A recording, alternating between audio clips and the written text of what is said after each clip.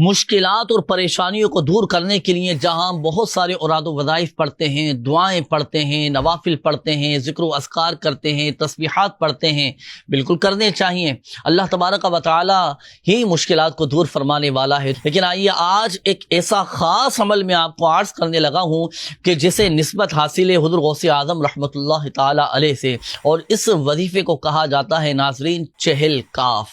چہل کاف کی خصوصیت کیا ہے کہ چہل کاف کے بارے میں آتا ہے کہ مشکلات اور پریشانیوں کو دور کرنے کے لیے یہ بہت مفید مانے جاتے ہیں۔ چہل کاف یہ وہ 3 اشعار ہیں کہ جو حضور غوث اعظم رحمۃ اللہ تعالی علیہ نے بطور مناجات اپنے دل سے مخاطب ہو کر یہ اشعار کہے تھے۔ اور یاد رکھیے گا کہ ان چہل کاف میں، ان 3 اشعار میں 40 کاف آتے ہیں۔ تو یہ کئی بزرگان دین رحمہم اللہ المبین نے اپنے معمولات میں شامل رکھا، اس کو بطور وظیفہ پڑھا کرتے تھے، اور مشکلات کو دور کرنے کے لیے بہت مفید یہ مانے جاتے ہیں۔ آپ جانتے ہیں وہ اشعار کون سے ہیں؟ سنیے، کفا کا رب کا کم یکفی کا واقفا کف کافہا کا کمینہ کانا ملو کا کی تکر کرن ککرل کر فی قبدی تحکی مشکشکتن کلک لککی کفا ما بی کفا کل کاف قربتہ یا کوکبا کانا یحکی کوکب الفلکی۔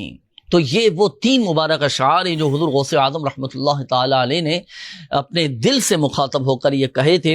تو یہ اپنے معمولات میں شامل کیجیے گا۔ اور اس کی ایک اور خصوصیت میں آپ کو عرض کروں کہ اللہ نہ کرے اگر کسی کی نظر کمزور ہو، بینائی کمزور ہو، آنکھوں کا کوئی مسئلہ ہو، تو نظر کی کمزوری کے لیے جمعے کی رات میں یعنی شب جمعہ 7 مرتبہ یہ چہل کاف پڑھ کر سرمے پر دم کر کے وہ سرما اگر آنکھوں میں لگایا جائے، وہ سرما استعمال کیا جائے، تو الحمدللہ عز و جل نظر کی کمزوری دور ہو جائے گی، اس کی بینائی تیز ہو جائے گی۔ تو یہ وظیفہ بھی مشکلات کو دور کرنے کے لیے، مسائل کو دور کرنے کے لیے اپنے معمولات میں شامل رکھیے گا۔